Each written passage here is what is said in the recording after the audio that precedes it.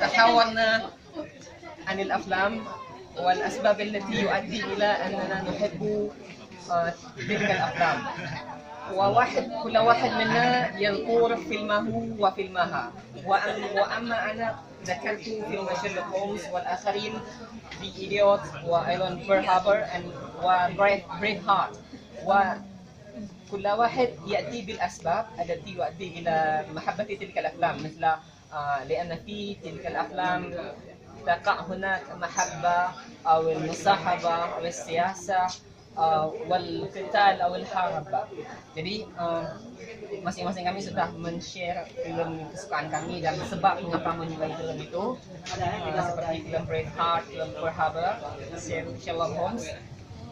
Ada yang mengatakan tentang konten filmnya mengandung percintaan, sahabatan, politik dan perang. Demikian. Asyukul jazil.